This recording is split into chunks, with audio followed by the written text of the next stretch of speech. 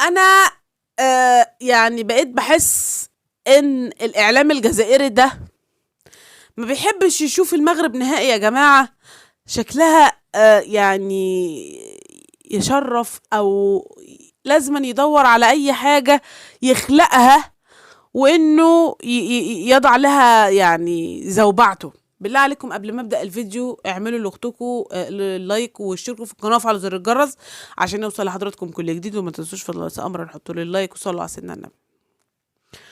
جنون الاعلام الجزائري يا جماعه بسبب ذهوله عند مشاهده ملعب مولاي الحسن بالرباط. حسوا بحاله ذهول كبيره قوي قوي قوي قوي قوي، وقالوا احنا ما كناش نتوقع هذا المنظر الرهيب، ما هذا الجمال المغربي. كانوا مفكرين ان هم يعني هيلاقوا حاجة اقل من امكانيات المغرب. بالعكس، المغرب امكانياتها عالية جدا جدا جدا جدا جدا. وغير كده وكده يا جماعة ان المغرب بيعجبني فيها اختيارها في تنظيم بطولة كأس أفريقيا. ملعب رهيب وكبير جدا جدا، وما شاء الله حاجة فخمة قوي، حاجة تخلي العالم يتشرف بهذا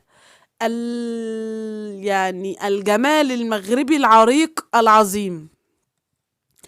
الإعلام الجزائري عنده حقد وغل عند رؤية هذا الملعب، وزعلانين جدا جدا جدا جدا، وتملي بيحطوا نفسهم في مقارنة مع المغرب. بذمتك يا شيخ، هل في حد يحط نفسه في مقارنة مع المغرب، سواء فكريا أو كرويا أو سياسيا أو عسكريا أو كذا أو كذا؟ لا طبعا، متفوقين في كل حاجة ما شاء الله، في كل المجالات تلاقيهم سابقين عصرهم. والإعلام الجزائري حاسس بالنقص الشديد، حاسس بأنه يعني يفتقد ما تمتلكه المغرب، عاوز يتشبه بها بأي شكل، أو عاوز يقول أنا الأحسن منها.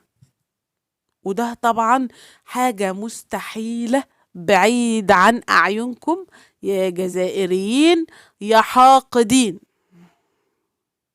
زعلانين قوي. طب انتوا ما بتطوروش الملاعب عندكم ليه؟ بدل ما انتوا عمالين تهاجموا اخواتكم المغاربة، ولو انهم بالنسبة لكم مش اخواتكم، بل انتم وهم، يعني بلاش هم المغاربة طيبين، انتم اشد عدائية للمغرب، لانكم ما بتكرهوهم بسبب الظروف القضايا السابقة بتاع الصحراء وان دي من زمان عندكم القضية اللي لسه مستمرة، اللي الكل برضه اعترف انها الصحراء مغربية، ما عدا انتم بتقولوا ان ده حقكم، وده مش حقكم. ما علينا. انتوا ليه عاوزين تشوفوا المغرب اقل الناس او اقل البلاد؟ ليه ما تحاولوش يعني ترفعوا من شأن غيركم عشان ربنا يكرمكم، وفي نفس الوقت يعني حب لأخيك ما تحب لنفسك يا أخي. بلاش تحقد على غيرك، بلاش يعني تنفسن من غيرك، لأنه ممكن ده يكون جزاؤه عند ربنا أحسن منك، وممكن يكون يعني ربنا عشان كده بيميزه ومديله امتيازات بسبب انه هو مفيش في قلبه غل زيك، مفيش في قلبه حقد زيك. انت ليه حاقد ومغلول كده من المغرب؟ ليه؟ ليه ما طيب ليه ما بتطوروش الملاعب عندكم؟ ليه ما بتطوروش الملاعب عندكم؟ ومثلا يعني انا مش هقول تبقوا زيها، او على الاقل تبانوا بصورة محترمة وحاجة فخمة برضو تليق بيكم. ليه بس طالعين تشنوا الهجوم على المغرب؟ لا، وبيقولوا لك ايه، ان المغرب احنا بنتوقع انها ستكون غير قادرة على تنظيم اي بطولة. وان ممكن الاضاءة تبقى سيئة جدا جدا، وممكن يعني الاضواء تنطفي مرة واحدة. وايه كمان؟ قولوا قولوا قولوا قولوا. يعني يبقوا ما شاء الله صارفين ومكلفين ملعب يعني قد بلدك 100 مرة، وبهذا الجمال وبهذا الرونق، وفي الآخر بتقولوا لهم اعملوا كذا وكذا. إضاءة ايه اللي انتوا بتتكلموا فيها ازاي؟ ازاي ده عندهم حاجة أسطورية؟ ما كنتوش طلعتوا وقلتوا يعني احنا عمرنا ما شفنا حاجة بالجمال ده، مش لاقيين فيهم أي مشكلة، فبتخلقوا لهم مشكلة، بتطلعوا لهم بأي مشكلة علشان انتوا كده كارهين المغرب.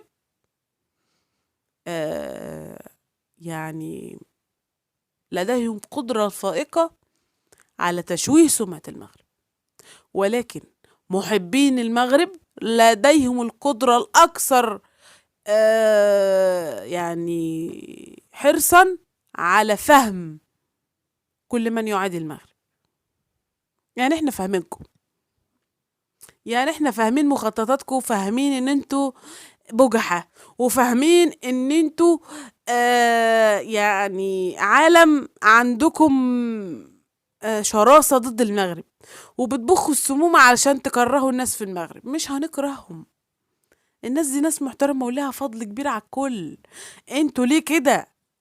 ليه كده؟ ده ربنا يعني اقول ايه بس، يعني بيقولوا اثنان في النار، الحاسد والحاقد. انتوا عندكم الصفتين مع بعض، فليه كل هذا الحقد؟